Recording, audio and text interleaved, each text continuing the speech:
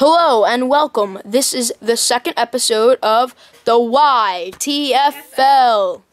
YouTube Football League podcast. Yes, I'm Ryan. And I'm Max. And this is, once again, the YTFL. Woohoo, yeah. Alright, now, let's get this show started. Alright, Steelers QB may not miss entire season. Steelers QB Byron Leftwich left Saturday night's preseason game with a broken left arm, and although most expected him to miss the season, a source told the Pittsburgh Post-Gazette that may not be the case. According to the newspaper, the Steelers won't update Leftwich's condition until he is fully evaluated. Steelers coach Mike Tomlin wouldn't confirm after the game that Leftwich suffered a season-ending injury to his non-throwing arm, but he suggested it was serious. I don't have the time he is going to be out, but I am sure it will be an extended period of time, Tomlin said. According to the Pittsburgh Tribune Review, the injury occurred when Leftwich landed awkwardly after a scramble in the Steelers' 34-16 victory over the Atlanta Falcons. The ninth-year pro immediately ran to the sideline, screaming in pain. It is disheartening, Steelers wide receiver Antonio Brown said, according to the Tribune Review. To see him in that type of pain really hurt me. Well, at least the third and fourth string quarterbacks for the Steelers are now happy because they get a chance to make the team while Leftwich is injured. I don't really think the Steelers have to be too worried because they do have Ben Roethlisberger. He's good enough, but if he's hurt, they're pretty much screwed. Yeah, he's a tough guy. Hopefully he won't get hurt. And third and fourth strings are usually punters or kickers. Yeah. All right. Foster's hamstring issue. Houston Texans coach Gary Kubiak is optimistic that Arian Foster will be ready for the September 11th season opener after the star running back re-aggravated a hamstring injury during the Saturday night's 30-17 preseason victory in San Francisco. Foster, the NFL's leading rusher last season, left the field during the first quarter of the game against the 49ers, favoring the left hamstring that he strained early in training camp. Foster sat out the Texans' preseason opener, then rushed 5 times for 47 yards and 2 touchdowns in a 27-14 victory over the New Orleans Saints on August 20th. He was hurt on his 8th carry against the 49ers. Looks like we're dealing with the same thing we were dealing with at the start of camp, Kubiak said Sunday. Hopefully we can get him back on the rehab train and get him ready for opening day. He'll be day to day. All right, if they lose Arian Foster, that will be a big hurt to their rushing offense because they got Slayton, who's the second stringer, and he's all right, but I don't think he will deliver the type of speed that Arian Foster does to that Texans offense. How about that Saints versus Raiders game?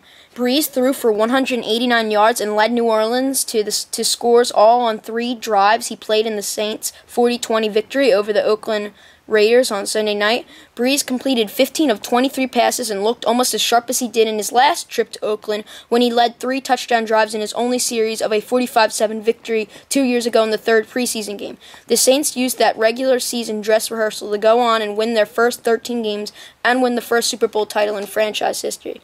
The big difference in this year's meeting was that the Raiders' first-team offense looked much better than it did 2 years with Jamarcus Russell at quarterback. Jason Campbell completed 12 of 17 passes for 150 yards and a touchdown, keeping his first drive with a 35-yard scoring strike to Derek Hagan.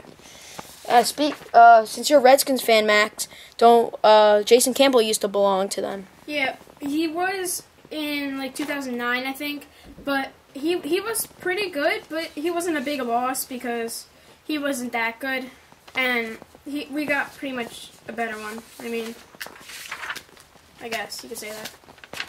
Okay, Berrien's back in business. Bernard Berrien seemed to disappear from the Minnesota Vikings offense last season, ignored by quarterback Brett Favre and overshadowed by fellow receivers Percy Harvin and Sidney Rice. The old Berrien, the one of the Vikings counted on to stretch the field with his elite speed, reappeared in flash during the first quarter of Saturday night's preseason game against the Dallas Cowboys. Berrien spun Cowboys safety Jarrell Sazonbog around with a sharp post corner route and hauled in a 49-yard touchdown pass from Donovan McNabb for the first TD by the Vikings' first-string offense this season. Berrien had 2 catches for 64 yards and was targeted 4 times in the first half. For the new Vikings offense to work at its optimal level, it needs Berrien to resume his role as a deep threat who helps take some of the focus away from Harvin underneath and Adrian Peterson in the running game. Bernard Berrian is really the guy we like to see to be able to do that for us. Vikings coach Leslie Frazier said, Michael Jenkins has that kind of capability as well, but we're counting on Bernard to be able to make that the type of plays he made on that first drive. If that does happen for us, we have a chance to be an explosive offense. So, yeah, Bernard Berrian, he's coming back, baby. Woo! All right, how about Talib and Britt not suspended? Tampa Bay Buccaneers cornerback Aqib Talib and Tennessee Titans wide receiver Kenny Britt, both of whom met with NFL Commissioner Roger Goodell on Tuesday, will not be suspended by the league during the 2011 season for their off-season arrests. Buccaneers general manager Mark Dominique said before Saturday night's 17-13 preseason victory over the Miami Dolphins that the NFL office informed him of the decision by telephone earlier in the day. Talib sat out the game with a hamstring injury that also sidelined him for the first 2 weeks of preseason. Where does Talib rank? I'm not sure. What do you think on that, Max? I think he's probably one of the better ones, but Asamoah, Asante Samuels, and Darrelle Revis are probably a little better. He probably ranks along with D'Angelo Hall and Rogers Cromartie. So.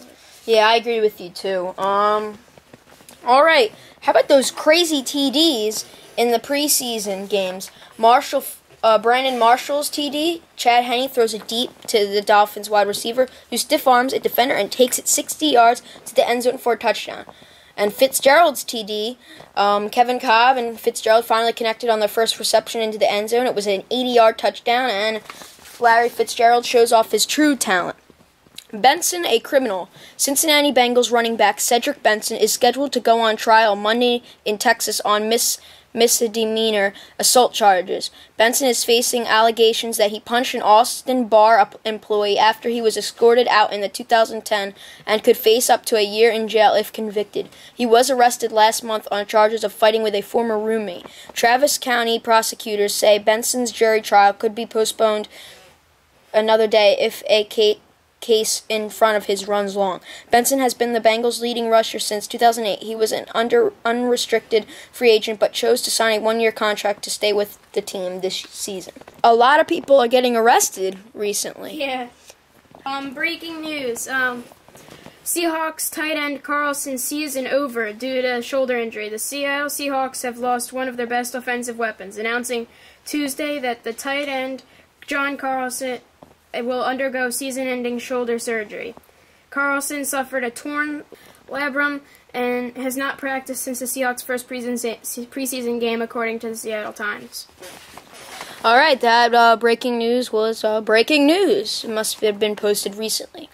Okay, don't inscribe ring yet to the Eagles. The 2011 season, I predict, will have a host of teams bunched together at the top. I don't think any team wins 14 games a season, like the Patriots did in 2010. In fact, I don't think any team will hit the 13-win mark, like the Falcons did a year ago. If my crystal ball is correct, come January's playoffs, we'll see a bunch of 11 and 12-win teams. That means you too, Eagles. I don't see a dream team. I see 4 high-profile players, like Nnamdi Asomugha, Dominic Rodgers-Cromartie, Jason Babin, and Colin Jenkins, who haven't even spent much time together in the trenches. These guys playing in the city of brotherly love aren't even brothers yet. I also see a very strange linebacking court, if not worse. And I see 2 guys, Babin and Jenkins, who had their most productive seasons ever last year, see table, got paid, and could be due for letdown. Building a club through free agency is sexy, but it's not always effective. At least not when it comes to winning the Super Bowl. The Colts, Packers, and Steelers have won 4 of the past 6 Super Bowls. They also happen to be the 3 leading franchises in the starting home ground talent consistence. So yeah, I don't see much of the Eagles at all. Just because they have a good cornerback tandem and some Deshaun Jackson and Michael Vick, who are returning. Well, Michael Vick just signed a 6-year deal for $100 million with the Eagles. Yeah. And that's pretty amazing. I mean, I don't know if he deserves that much money. He's a great quarterback, or at least had a comeback season last year. But I don't see him as being that $100 million player. I mean, the Colts signed Peyton Manning for $90 million, and he didn't even get as much as Vick. Anyways, Speaking of Peyton Manning, the final story, the major story. Manning activated. The Colts activated Peyton Manning from the physically unable to perform list Monday, clearing the way for the four-time MVP to play early in the season. The team said Manning will participate in practice on a limited basis, on a scripted and controlled basis, as he continues to recover from neck injury in May. It's not clear whether Manning will be ready for the September 11th opener against the Houston Texans.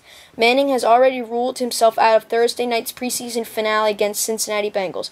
Manning has started 227 consecutive games, including the playoffs, the second longest streak in NFL history for quarterbacks behind Brett Favre. The Colts franchise quarterback had been on the PUP list since practice from August 1st. League rules require players on the PUP list to be activated by the team's final cuts on September 3rd or sit out an additional 6 weeks. That wasn't something the Colts were going to do. The surgery was expected to keep Manning off the field for 6 to 8 weeks, but the recovery has gone slower than expected. So Peyton Manning is a huge part of their offense. He's the face of their franchise, and he makes a lot of that offense. A quick Redskins story. Cooley says he will be ready for the Skins opener, so Chris Cooley will play this upcoming season. If you're a Redskins fan out there. Yeah. Okay, comes down to awards. My award goes out to Brandon Marshall, number 19 on the Miami Dolphins, who made that amazing touchdown, stiff-armed that player. And, yeah, so, tip of the day. Here comes the second segment on our show. Actually, the first segment on our show. The tip of the day is you should pick kickers in your fantasy football draft that have more success indoors. So obviously they would play in domes, or a kicker that plays in warm weather to avoid wind disruption. Tip of the day. That was the tip of the day. All right, now it comes down to the play of the day, and it was Brandon Marshall's 60-yard touchdown. Yeah. Just like we talked about earlier, I announced the big-time TDs. Well, Brandon Marshall's was one. So, yeah, he farms it right. Throws it deep. He runs all the way. All right, that will be it for our YTFL. I'm Ryan. And I'm Max. And this is the YTFL.